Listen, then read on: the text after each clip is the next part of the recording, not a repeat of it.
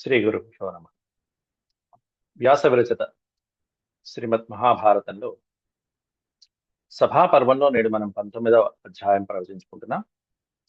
నేడు చెప్పుకోబోయేటువంటి ముఖ్యమైనటువంటి అంశం జరాసంధుని యొక్క గొప్పతనం ఎలా ఉంటుంది అనేటువంటిది ఈ 19వ అధ్యాయంలో చెప్పడం జరిగింది. ఈ జరాసంధుడి యొక్క జన్మకి కారకుడైనటువంటి ఒక మహర్షి, చండకౌశికుడు అనేటువంటి మహర్షి, ఈ జరాసంధుడి తండ్రి అయినటువంటి బృహద్రథుడికి ఫలాన్ని ఇవ్వటం జరిగింది. ఆ ఫలం ద్వారా ఇద్దరు భార్యలకి కూడా 2 శరీర భాగాలు కలగటం, తర్వాత జర అనే రాక్షసుతో సంధించబట్టం చేత ఇతడు జరాసంధుడు అనే పేరు కలగటం అనేది పూర్వ అధ్యాయాల్లో మనకు వర్ణించారు. ఆ చండకౌశికుల వారు మళ్ళీ తిరిగి మగధకి వచ్చి జరాసంధుడి యొక్క భవిష్యత్తులో ఏ విధంగా రాజ్యాన్ని పరిపాలిస్తాడు, ఎలా ఉంటాడు అనేటువంటి వివరాలన్నీ కూడా ఈ అధ్యాయంలో ప్రస్తావించి ఆశీర్వదించి వెళ్ళిపోతారు. ఇవన్నీ కూడా శ్రీకృష్ణ పరమాత్ముడు ధర్మరాజుకి ఈ విషయాలను చెప్పడం జరుగుతుంది. ముందుగా భగవత్ స్మరణ చేసుకుని మనం నేటి ప్రవచనాన్ని ప్రారంభించుకుందాం. ఓ శుక్లాంబరధరం విష్ణుం శశివర్ణం చతుర్భుజం ప్రసన్నవదనం ధ్యాయేత్ సర్వవిఘ్నోపశాంతయే. వ్యాసం వసిష్ఠనప్తారం శక్తేః పౌత్రమకల్మషం పరాశరాత్మజం వందే సుఖతాతం తపోనిధిం. వ్యాసాయ విష్ణురూపాయ వ్యాసరూపాయ విష్ణవే నమో వై బ్రహ్మనిధయే వాసిష్ఠాయ నమో నమః. నారాయణం నమస్కృత్య నరం చైవ నరోత్తమం దేవీం సరస్వతీం వ్యాసం తతో జయముదీరయే.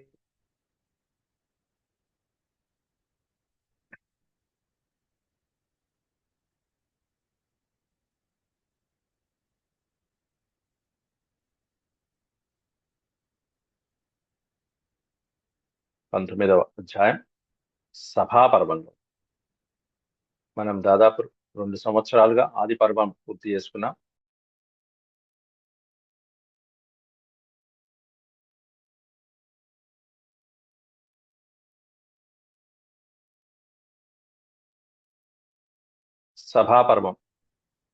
సభాపర్వంలో 19వ అధ్యాయంలో మనం ప్రవేశించాం నేడు. దీంట్లో చెప్పుకోబోయేటువంటి అంశంలో చండకౌశికుల వారు ఈ జరాసంధుడి యొక్క బలాన్ని, అతని యొక్క గుణాలని వర్ణించడం జరుగుతుంది. దాంట్లో శ్రీకృష్ణ పరమాత్ముడు ఈ వివరాలన్నీ కూడా ధర్మరాజుకి వివరిస్తున్నాడు. ఏమనంటే, కస్యచిత్ పథ కాలస్య పునరేవ మహాతపాః మగధేషు మగధేషు మగధేషు ఉపజక్రామ భగవాంశ్చండకౌశికః. భగవత్స్వరూపుడైనటువంటి చండకౌశికుల వారు మహర్షి జరాసంధుడి యొక్క జననానికి, ఉత్పత్తికి కారణమైనటువంటి వాడు. మంత్రించినటువంటి ఫలాన్ని ఇచ్చి బృహదశ్వుడికి, దీన్ని నీ భార్యలకు ఇవ్వు నాయన, నువ్వు సత్సంతానవంతుడివి అవుతావు అని చెప్పి అనుగ్రహించినటువంటి వాడు చండకౌశికుడు. కస్యచిత్ పథ కాలస్య, కొంతకాలానికి ఈ పిల్లవాడు పుట్టి పెరిగి పెద్దవాడు అవుతుండగా పునరేవ మహాతపాః, మళ్ళీ తిరిగి మగధేషు ఉపచక్రామ మగధ రాజ్యానికి తిరిగి వచ్చాడు చండకౌశికుడు. ఆయన వచ్చారనేటువంటి వార్త తెలియటంతోనే ఇక్కడ చక్కగా బృహద్రథుడు తన భార్యలతో పాటుగా బృహదశ్వుడు ఈ కుమారుడైనటువంటి జరాసంధుని కూడా తీసుకొచ్చి బృహద్రథుడు అనుగ్రహం కోసం, ఆశీర్వచనం కోసం వచ్చాడు. తస్యాగమన సంహృష్టః సామాత్యః స పురస్సరః. సామాత్యః స పురస్సరః. పురంలో ఉండేటువంటి ముఖ్యులతో పాటుగా అమాత్యులు అంటే మంత్రులతో పాటుగా, భార్యతో, పుత్రులతో పాటుగా బృహద్రథ మహారాజు ఆయన ఆశీర్వచనం కోసం వచ్చాడు.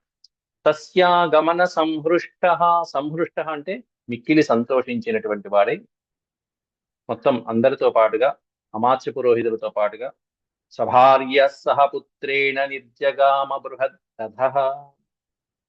ముందు ఆయనకి అతిథి సత్కారాలన్నీ చేసి అర్ఘ్యపాద్యాదులన్నీ పాద్యార్ఘ్యాచమనీయై సమర్చయామాస భారత.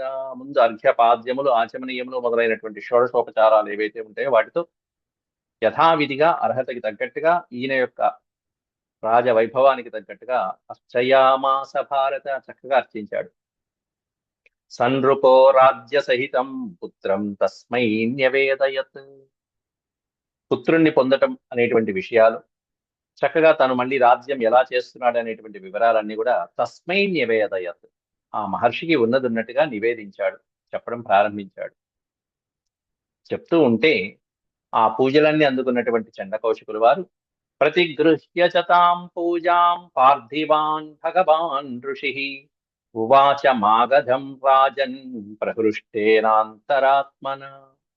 ఆ చేసినటువంటి అతిథి సత్కారాలకి పూజలకి ప్రహృష్టేన అంతరాత్మన, మిక్కిలి సంతోషించినటువంటి వాడై ఎవరు? ఆ మహర్షి భగవాన్ ఋషి. వచ్చినటువంటి చండకౌశికుల వారు చాలా సంతోషించి మాగధం ఉవాచ, మగధ దేశాధిపతి అయినటువంటి ఆ బృహద్రథుడితో ఈ విధంగా అంటున్నారు. ఏమని? ఈ విషయాలన్నీ మాకు తెలుసయ్యా, మా దివ్య దృష్టితో మేము చూశాము అంటూ సర్వమేతన్మయా జ్ఞాతం, సర్వం జ్ఞాతం, మాకు ఈ వివరాలన్నీ తెలుసయ్యా. ఎందుకని? రాజం దివ్యేన చక్షుష, దివ్య చక్షువులతో ఆనాడు అది గ్రహించే నీకు ఆ ఫలాన్ని అనుగ్రహించడం జరిగింది, పిల్లవాడు కలుగుతాడనే ఉద్దేశంతో. ఎందుకంటే దివ్య చక్షువులతో ఇవన్నీ మాకు తెలుసు, జరిగినవన్నీ కూడా. జరగబోయేది కూడా చెప్తా విను అంటూ పుత్రస్తు శృణు రాజేంద్ర యాదృశోయం భవిష్యతి. భవిష్యత్ కాలం ఏదైతే ఉంటుందో జరగబోయేటువంటి ఎవరికి? పుత్రస్తు, తవ పుత్రస్తు, నీ కుమారుడికి భవిష్యత్తులో ఎలా ఉంటుందో, యాదృశో అయం, ఈ పిల్లవాడికి ఎలా ఉంటుందో అది కూడా చెప్తాను విను నాయన అంటూ ఇక ఆ జరాసుందరి యొక్క గొప్పతనం ఎంత అత్యద్భుతంగా ఉంటుందో ఇక్కడ వివరిస్తున్నారు చండ కౌశిక మహర్షి. అస్య రూపం చ సత్వం చ బలమూర్జితమేవ చ ఏష శ్రియా సముదితః పుత్రస్తవ న సంశయః. తవ పుత్రః, నీ పుత్రుడికి రూపంలో గాని బలం, సత్వము అంటే బలం, విపరీతమైనటువంటి బలంలో, బలం చ బలమూర్జితమేవ చ, అత్యద్భుతమైనటువంటి బలము బలగము మొదలైనటువంటివన్నీ కూడా అబ్బో అత్యద్భుతం. ఏష శ్రియా సముదితః, లక్ష్మీదేవి ఇక్కడే ఉందా అన్నట్టుగా అంత అత్యద్భుతమైనటువంటి సిరి సంపదలతో తొలతూగుతూ ఉంటాడు నీ కుమారుడయ్యా, బలంతోనూ రూపంలోనూ. ప్రాపయిష్యతి తత్సర్వం విక్రమేణ సమన్వితః, తన యొక్క విక్రమ పరాక్రమాలతోనే ఇవన్నీ కూడా పొందుతాడు ఆ పిల్లవాడు. ప్రాపయిష్యతి తత్సర్వం ప్రాపయిష్యతి, మొత్తం అంతా పొందుతాడు ఇతని యొక్క పరాక్రమంతో. అస్య వీర్యవతో వీర్యం నానుయాస్యంతి పార్థివాః, ఇతని యొక్క బలపరాక్రమాన్ని, ఈ బలవంతుడి యొక్క పరాక్రమాన్ని నా అనుయాస్యంతి పార్థివాః, మహారాజులు ఇతర సామంతరాజులు మొదలైనటువంటి వాళ్ళు ఎవరు కూడా ఇతన్ని ఆపలేరు, ఇతని యొక్క సామర్థ్యాన్ని ఎదురుకుండా నిలబడలేరు. అట్లాంటి సామర్థ్యం ఇతంది, అటువంటి పరాక్రమం ఇతంది. పతతో వైనతేయస్య గతిమన్యే యథా కథాః వినాశముపయాస్యంతి ఏ చాస్య పరిస్పంధినః. ఇతరికి అడ్డొచ్చినటువంటి వాళ్ళు ఎలా నాశనమైపోతారంటే వైనతేయస్య గతిర్మన్యే యథా ఖగాః. ఖగములు అంటే పక్షులు, ఇతర పక్షులన్నీ కూడా ఆ గరుత్మంతుడి యొక్క గమన వేగానికి ఎలా అయితే నిలబడలేవో, ఎదురొచ్చి నిలబడలేవో, అట్లా వినాశముపయాస్యంతి, ఇతర రాజులందరూ కూడా ఈ మహారాజుకి ఎదురొడ్డి వినాశనాన్ని పొందడమే తప్ప ఇతన్ని జయించేటువంటి శక్తి వాళ్ళకి కించిత్తు కూడా ఉండదు అని చండకౌశికుడు జరాసంధుడి యొక్క బలాన్ని అత్యద్భుతంగా వివరిస్తున్నాడు. ఇంకా చెప్పాలంటే దేవైరపి విసృష్టాని శస్త్రాణ్యస్య మహీపతే, దేవతలు విడిచినటువంటి శస్త్రములు కూడా ఇతన్ని ఏమి చేయలేవు. దేవైరపి విసృష్టాని శస్త్రాన్ని అన్నారు, విడిచిపెట్టినటువంటి శస్త్రములు. అనేక మంది దేవతలు ప్రయోగించినటువంటి శస్త్రములు కూడా అస్య, ఇతనికి ఏమీ చేయజాలవు. నరుజం జనయిష్యంతి, ఏ మాత్రమూ హాని కలిగించలేవు దేవతలు ప్రయోగించినటువంటి అస్త్రాలు కూడా. ఎలా అంటే గిరేరివ నదీరయా, నదీ ప్రవాహ వేగానికి పర్వతం ఏమన్నా ఇబ్బంది పడుతుందా? ప్రవాహం విపరీతమైనటువంటి ఫోర్స్గా వచ్చింది, పెద్ద కొండ ఉంది, ఆ పర్వతం ఏమన్నా చేస్తుందా? నదీ ప్రవాహం పక్క నుంచి అక్కడ దాకా కొట్టుకుని పక్క నుంచి వెళ్తుంది అంతే. అట్లా కొండలాగా అడ్డుండేటువంటి వాడు ఎవరంటే నీ కుమారుడు. నదీ ప్రవాహాలు లాంటివి ఏమన్నా దేవతల యొక్క అస్త్రాలు. ఏమి బాధించలేవు, పర్వతాన్ని ఏం బాధించలేవు. అట్లా ఉంటుంది వీడి బలం. కాబట్టి దేవతని కూడా జయించే శక్తి సంపన్నుడైనటువంటి వాడు నీ కుమారుడు. సర్వమూర్ధాభిషిక్తానాం ఏవ మూర్ధ్నిజ్వలిష్యతి ప్రభాహరోయం సర్వేషాం జ్యోతిషామివ భాస్కరః. సూర్యుడు సమస్తమైనటువంటి నక్షత్ర మండలం యొక్క ప్రభాని, కాంతిని ఏ విధంగా అయితే హరించేస్తాడో, ప్రభాహరః, హరః అంటే హరించడం, ప్రభ అంటే కాంతి. ప్రభాహరోయం సర్వేషాం జ్యోతిషామివ, సమస్తమైనటువంటి నక్షత్ర మండలాల యొక్క కాంతిని సూర్యుడు ఏ విధంగా అయితే నశింపజేస్తాడు, తన యొక్క కాంతితో అణగదొక్కేస్తాడు. ఈయన అత్యద్భుతమైనటువంటి కాంతితో ఉంటుంది. అట్లా సర్వమూర్ధాభిషిక్తానామేవ, సమస్తమైనటువంటి రాజ్యాభిషిక్తులైనటువంటి రాజుల యొక్క శక్తి, సంపన్నత, రాజ్యము, సంపద ఇవన్నీ కూడా ఇదిగో నీ కుమారుడి వశమైపోతాయి. అవన్నీ నీ కుమారుడి వశమైపోతాయి. సమస్త రాజులు ఈయన కిందే ఉంటారు.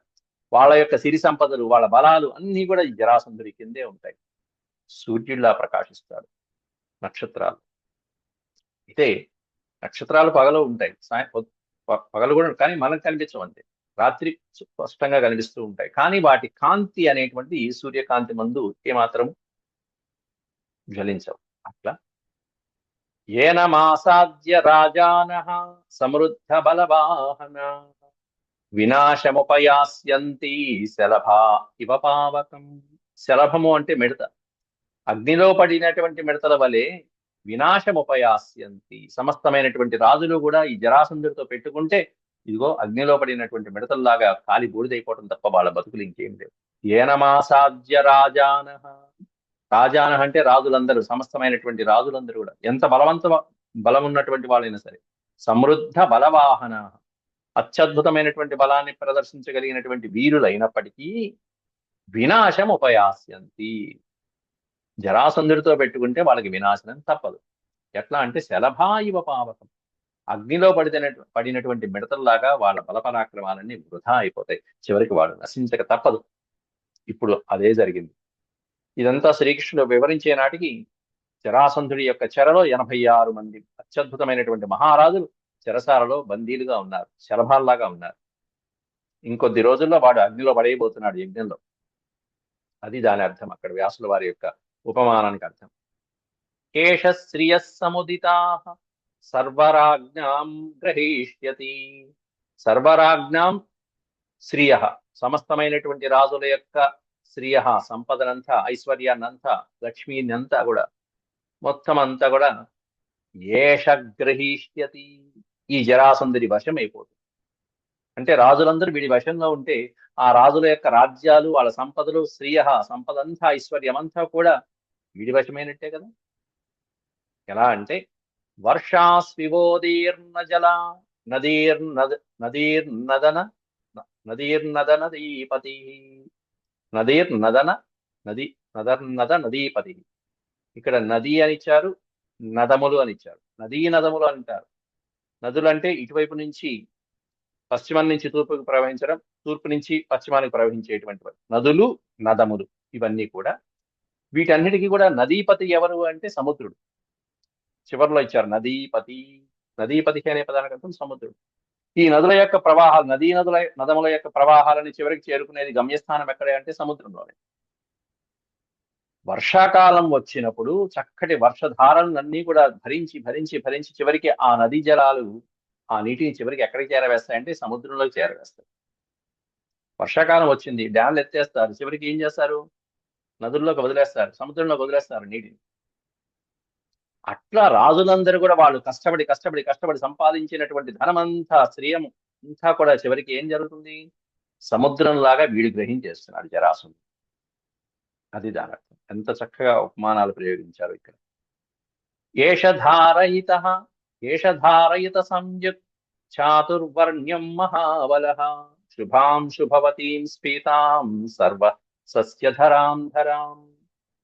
భూమి సస్యశ్యామలంగా ఉంటుంది వీడి రాజ్య పరిపాలనలో. సర్వ సస్యధరాం, సస్యములు అంటే పాడి పంటలు, అన్ని రకాలైనటువంటి ధాన్యములు, తృణధాన్యములు ఇవన్నీ కూడా చక్కగా సస్యశ్యామలంగా ఉంటుంది. ఏషధారయత సంయక్ చాతుర్వర్ణ్యం మహాబలః, చాతుర్వర్ణ్యాల వారిని కూడా వీడు గౌరవిస్తాడు. వీడి రాజ్యంలో చాతుర్వర్ణ్యాల వాళ్ళు కూడా వాళ్ళ వృత్తుల్లో చక్కగా గౌరవించబడుతూ ఉంటారు. వాళ్ళ పనుల్లో వాళ్ళు చక్కగా వృద్ధి చెందుతూ ఉంటారు. వాళ్ళందరికీ కూడా శుభాం శుభవతీం స్ఫీతాం, చక్కగా శుభాలు కలుగుతూ ఉంటాయి. భూమి సస్యశ్యామలంగా ఉంటుంది, సర్వ సమృద్ధిగా ఉంటుంది భూమి అని కూడా చండ కౌశికుడు చెప్తున్నాడు. ఇంత బాగా పరిపాలిస్తున్నాడు. అట్లాంటి వాడిని ఇప్పుడు చంపాలి. ఎందుకు చంపాలంటే కేవలం రాజుల్ని అధీనం చేసి కారాగారంలో బంధించి వాళ్ళని చంపబోతున్నాడు. ఇది ఒక్క కారణంతో చాలు శ్రీకృష్ణుడు అతన్ని చంపడానికి. అస్యా అస్యాంజావశ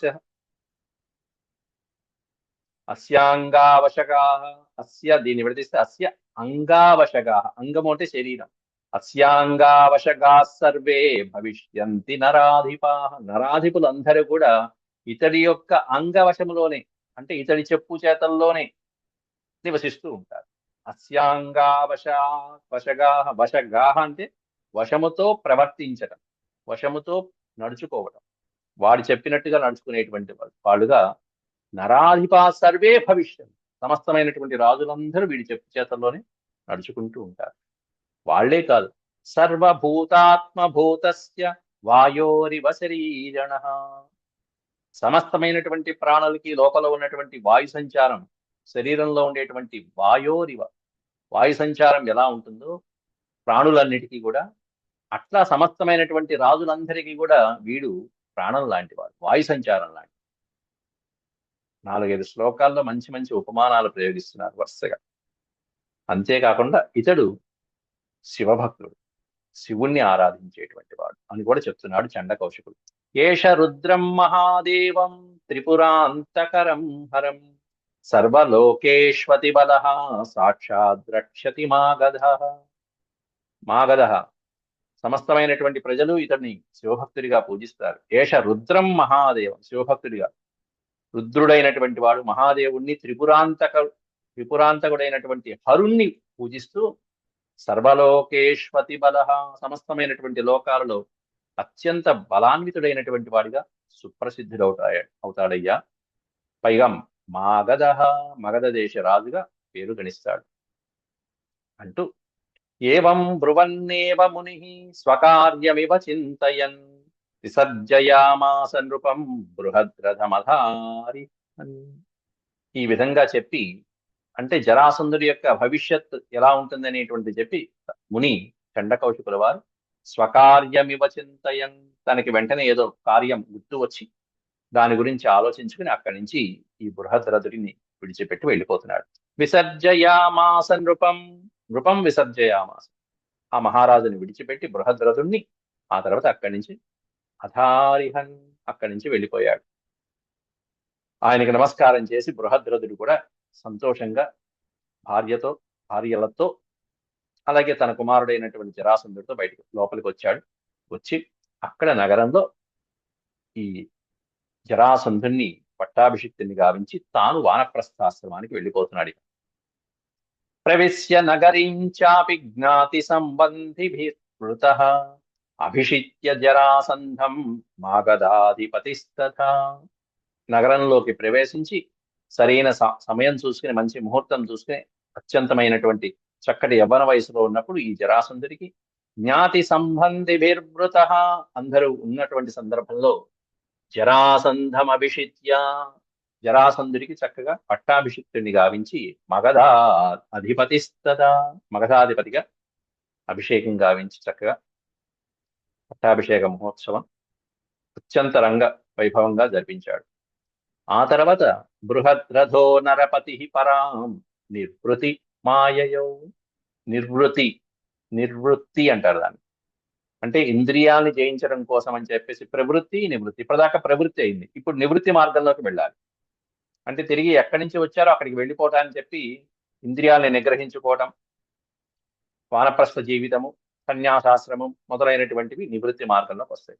బృహద్రథో నరపతి పరాం నిర్వృతి మాయయో, ఎంతో వైరాగ్యాన్ని మనసులో నిలుపుకుని, ఇప్పుడు ఎక్కడ జరాసంధుడు పుట్టక ముందే వెళ్ళిపోయేవాడు.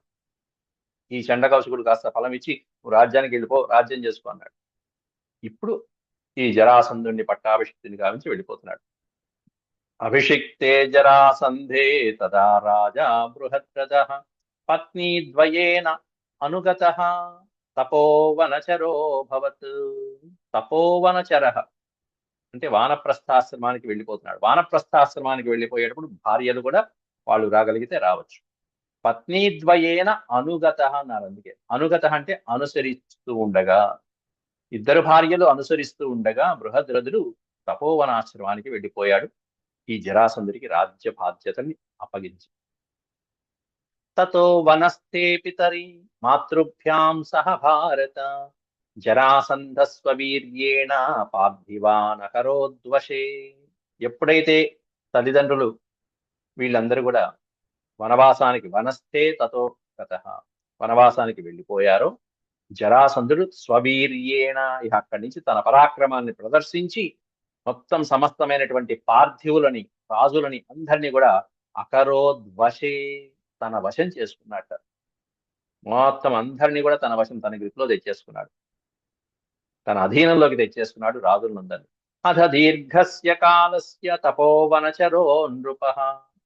అక్కడ అరణ్యంలో తపస్సు చేసుకుంటూ కొన్నాళ్ళు వానప్రస్థాశ్రమం, కొన్నాళ్ళు సన్యాసాశ్రమం గ్రహించి ఆ తర్వాత కాలానుగుణంగా బృహద్రథుడు స్వర్గలోక ప్రాప్తి పొందాడని వర్ణిస్తున్నారు. అథ దీర్ఘస్య కాలస్య తపోవనచరో నృపః సభార్యః స్వర్గమగమత్ తపస్తత్తా బృహద్రథః. తపస్తత్వ దీర్ఘమైనటువంటి అత్యద్భుతమైనటువంటి తపస్సుని ఆచరించిన బృహద్రథుడు సభార్యః భార్యలతో పాటుగా స్వర్గమగమత్ స్వర్గలోకాన్ని పొందాడు.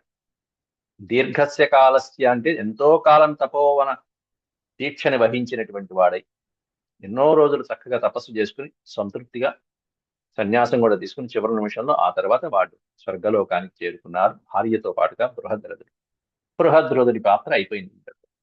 ఇక జరాసంధుడి యొక్క పాత్ర మిగిలింది.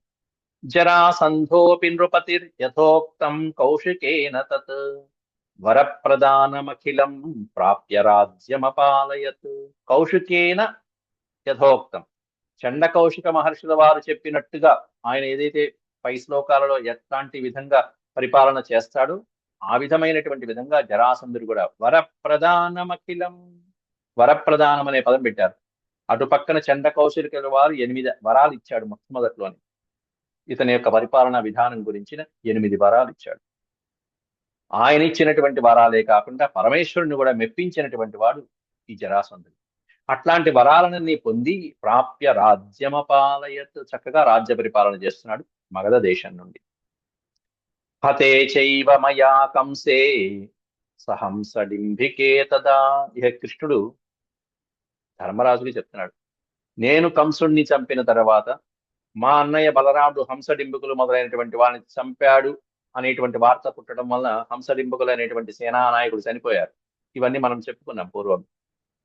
అప్పటి నుంచి మా యాదవుల మీద కక్ష కట్టాడు ఈ జరాసంధుడు అంటూ శ్రీకృష్ణుడు చెప్తున్నాడు. హతే చైవ మయా కంసే, మయా అంటే నా చేత కంసుడు చనిపోయిన తర్వాత, అలాగే ఈ జరాసంధుడి సేనానాయకులు భయంకరమైనటువంటి రాక్షసులు హంసడింబుకులు అనేటువంటి వాళ్ళు కూడా చనిపోయిన తర్వాత జరాసంధస్య దుహిత రోదతే పార్శ్వత పితు.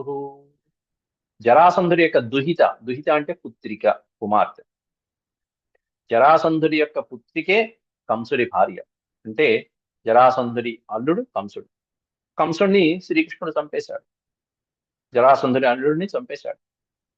దాంతో ఈ జరాసంధుడి యొక్క పుత్రిక ఏడుస్తూ వెళ్ళి పార్శ్వత పితు, పితు పార్శ్వత అంటే తండ్రి దగ్గర వెళ్ళి నా భర్తని సంహరించినటువంటి వాడిని నువ్వు వదిలేస్తావా అని చెప్పి ఇంకాస్త రెచ్చగొట్టింది. జాతవై వైర నిర్బంధో మయాసి తత్ర భారత. అప్పటి నుంచి నా మీద కక్ష కట్టాడు ఆ జరాసంధుడు. యాదవుల్ని నాశనం చేద్దామని ఎన్నోసార్లు ప్రయత్నించాడు. జాతవై వైర నిర్బంధో, జాత వైర, అప్పుడు మా ఇద్దరికి శత్రుత్వం అనేది ప్రబలింది, వృద్ధి చెందింది. జాత అంటే జన్మించడం, శత్రుత్వం అప్పుడు ఆ కారణంగా మా ఇద్దరి మధ్య కలిగింది. అసలు ఏ శత్రుత్వం లేకుండానే రాజుని సంహరిస్తున్నాడు, రాజుని చెరలో పెడుతున్నాడు వాడు. ఇంకా శత్రుత్వం ఉన్నది ఇప్పుడు కృష్ణుడితో, ఇంకెంత కోపం వస్తుంది వాడికి. భ్రామయత్వా శతగుణమేకోనం ఏన భారత గదాక్షిప్త బలవత మాగధేన గిరివ్రజాత్. వాడు వాడి దగ్గర ఉన్నటువంటి అత్యద్భుతమైనటువంటి గద, భయంకరమైనటువంటి ఒక గదని అక్కడ మగధలో గిరివ్రజము నుండి, మగధలో అతడు నివసిస్తున్నటువంటి గిరివ్రజము నుండి ఆ కోట దగ్గర నుంచి భ్రామయిత్వా శతగుణం ఏకోనం, ఏకోనం శతగుణం అంటే ఏక ఊనం శతం, శతం అంటే 100, ఏకోనం అంటే 99, 99 సార్లు ఒక గదని తిప్పి తిప్పి తిప్పి తిప్పి తిప్పి తిప్పి విసిరేస్తే 99 యోజనాలు వ్రజాత్. అది ఎక్కడో పడితే మాగధ దేశంలో ఉన్నటువంటి ఆ గిరివ్రజం నుండి వదిలితే అది మధురలో, ఎక్కడ మగధ ఎక్కడ మధుర అక్కడికి వచ్చి పడిందిట ఆ గద. ప్రజలు అక్కడ మధురలో కింద అక్కడ ఉన్నటువంటి మధురలో పడితే జనాలందరూ ఓహో ఇది వాడి గద కదా అంటే వార్నింగ్ ఇచ్చినట్టు అనమాట. తిష్టతో మధురాయాం వై కుత్స్నస్వాద్భుత కర్మణ ఏకోన యోజన శతే సా పపాత గదా శుభ. ఆ శుభకరమైనటువంటి గద, భయంకరమైన గద పపాత. పపాత అంటే పట్టం. ఎక్కడ పడింది అంటే మధురలో పడిందిట. మగధలో విసిరేస్తే మధురలో పడింది ఆ గద. ఎంత దూరం అది? ఏకోన యోజన శతే, ఏక ఊన యోజన శతే, 99 యోజనాలు ప్రయాణించి 99 సార్లు తిప్పినటువంటి ఆ గద విసిరితే 99 యోజనాల దూరంలో వచ్చి పడింది. ఎక్కడ మగధ ఎక్కడ మధుర? ఎక్కడో బీహార్లో పడేస్తే ఇక్కడ మధ్యలో ఢిల్లీ దగ్గర వచ్చి పడింది గద. సా పపాత గదా శుభ. మన వాళ్ళు ఇప్పుడు వదులుతూ ఉంటారు న్యూక్లియర్ వెపన్స్, ఇక్కడి నుంచి బాంబులు. ఎంత మిషనరీ కావాలి, ఎంత యంత్రం కావాలి, వాడి యొక్క భుజబలం చాలి సరిపోయింది. అక్కడ ఎక్కడ ఏ స్పాట్ లో పడాలో అంత ఆ విధంగా తిప్పి తిప్పి తిప్పి కొట్టాడు. కొడితే వచ్చి ఇక్కడ పడింది, మధురలో పడింది ఆ కథ. అది వాడి బలం. దాన్ని చూసి మా ప్రజలందరూ భయపడిపోయారు. ఏమిటి పరిస్థితి? దృష్ట్వా పౌరైస్తదా సమ్యక్ గదా చైవ నివేదిత గదావసానం తఖ్యాతం మధురాయా సమీపతః. తఖ్యాతం, అత్యద్భుతమైన కీర్తి గడించినటువంటి ఆ మధురలో పడినటువంటి, మధురా సమీపంలో పడినటువంటి ఆ గద ఇప్పుడు కూడా గదావసానం అనే పేరుతో పిలువబడుతుంది. ఆ ప్రాంతం అంతా గదావసానం ఇత్యాతం తఖ్యాతం. గద పడినటువంటి ఆ ప్రాంతాన్ని గద అవసానం, గద పడినటువంటి ప్రాంతము అని చెప్పి పౌరులందరూ కూడా పిలుచుకుంటున్నారట ఆ ప్రాంతాన్ని. అయితే తస్యాస్తాం హంసడింబికా, హంసడింబికాన ఒకటి, హంసడిబికా అశస్త్ర నిధనావుభౌ. ఏ శస్త్రము లేకుండా వాళ్ళిద్దరు కూడా హంసడింబకులు కాస్త మరణించడం జరిగింది. శస్త్రాలతో వాళ్ళు చావరు, అది శాపం. ఇది వరం అనేటువంటిది ఉంది వాళ్ళిద్దరికి. ఎటువంటి శస్త్రము ఏమీ చేయలేదు. వాళ్ళిద్దరిలో వాళ్ళు ఎవరో, ఈ హంసుడు అనేటువంటి మహారాజు, వేరే ఇతర మహారాజు చనిపోతే ఇతడే చనిపోయాడని చెప్పి ఇతడు సోదరుడు డింబకుడు కాస్త యమునలో మునిగి చనిపోతాడు. తర్వాత తెలిసి ఈ హంసుడు కూడా మరణిస్తుందని జరిగింది. అదంతా మనం పూర్వ పాఠాల్లో చెప్పుకుందాం. ఇవన్నీ మీకు చెప్పానయ్యా అని శ్రీకృష్ణుడు కూడా చెప్తాడు. మంత్రే మతి మతాం శ్రేష్టౌ నీతిశాస్త్ర, నీతిశాస్త్రే విశారదౌ. ఎట్లాంటి వాళ్ళు? వాళ్ళిద్దరు కూడా మతిమతాం శ్రేష్ఠ నీతిశాస్త్రే విశారదం. నీతి శాస్త్రంలో విశారదులైనటువంటి వాళ్ళు, గొప్పవాళ్ళు, మంచి బల సంపన్నులైనటువంటి వాళ్ళు, శస్త్రాస్త్రములతో చావు లేనటువంటి వాళ్ళు. అట్లాంటి వాళ్ళిద్దరూ యౌ తౌ యయ యో యౌ తౌ మయాతే కథితౌ పూర్వమేవ మహాబలౌ.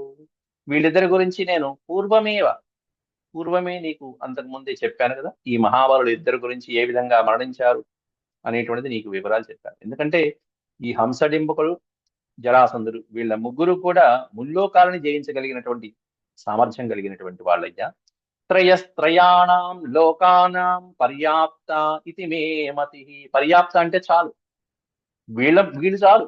ముల్లోకాలని జయించాలంటే హంసడింబకులు చాలు, జరాసంధుడు ఒకడు చాలు ముల్లోకాలని జయించాలంటే. త్రయాణం లోకానాం పర్యాప్త ఇది మే మతి. ఇది నా నిశ్చయం, నాకు తెలుసు వాళ్ళ బలం ఎట్లాంటిదో అంటూ కృష్ణుడు చెప్తున్నాడు. ఏషమేవ తదా వీర బలిభిః కుకురాంధకైః వృష్టిభిశ్చ మహారాజా నీతి హేతురుపేక్షితః. అందుకారణంతో మా యాదవ వీరులు ఎవరైతే ఉన్నారో, కుకుర, అంధక, వృష్ణి వంశాల యాదవులు ఎవరైతే ఉన్నారో, వృష్ణి వంశంలో ఉన్నటువంటి, యాదవ వంశంలో ఉన్నటువంటి సబ్ డివిజన్స్, కుకుర, భోజ, అంధక, వృష్ణి వంశాల వాళ్ళు వీళ్ళందరూ కూడా శ్రీకృష్ణ పరమాత్ముడికి సంబంధించిన బంధువులు. వీళ్ళందరూ కూడా ఉపేక్ష వహించింది ఎందుకంటే జరాసంధుని చూసి వాడి బలాన్ని, ఇదిగో ఈ సైన్యాధ్యక్షులు వీళ్ళని చూసి ఉపేక్ష వహించాం. కొన్నాళ్ళు మధురలో ఉన్నాం, అక్కడి నుంచి మళ్ళీ మకాం మార్చాం, ద్వారకకి వెళ్ళిపోయాం. సమయం ఎప్పుడు వస్తుందో వాడిని జయించడానికి అని చెప్పేసి అప్పటికే కృష్ణ పరమాత్ముడు 18 సార్లు వాడి మీద దండ ఎత్తి అనేకమైనటువంటి అక్షోహిణుల సైన్యాన్ని నాశనం చేశాడు. ఆ విషయం కూడా చెప్పుకున్నాం మనం పూర్వం. ఇప్పుడు ఈ జరాసంధుణ్ణి సంహరించడానికి వెళ్ళాలి అని అర్జునుణ్ణి, భీముణ్ణి తోడు తీసుకుని శ్రీకృష్ణ పరమాత్ముడు వచ్చే అధ్యాయంలో బయలుదేరతాడు. ప్రచ్ఛన్న వేషాలలో, మారు వేషాలలో ముందు లోపలికి నగరంలో ప్రవేశించి ఆ తర్వాత అతనితో మాట తీసుకుని ప్రచ్ఛన్న అంటే ద్వంద్వ యుద్ధంలో జయించాలనేటువంటి మాట తీసుకుని అప్పుడు భీముడితో యుద్ధం చేయిస్తాడు. ఇది కృష్ణుడి యొక్క ప్రణాళిక. అవి మనం రాబోయేటువంటి అధ్యాయాల్లో రేపటి నుంచి చెప్పుకుందాం. ఓం శాంతి శాంతి శాంతి. ఇది శ్రీమన్మహాభారతే సభాపర్వణి మంత్రపర్వణి ఏకోనవింశోऽధ్యాయः సమాప్తः. ఓం శాంతి శాంతి శాంతి. యదక్షరపదభ్రష్టం మాత్రాహీనం చ యద్భవేత్ తత్సర్వం క్షమ్యతాం దేవ. నారాయణ నమోऽస్తు తే. సర్వం శ్రీకృష్ణార్పణమస్తు. హరి ఓం.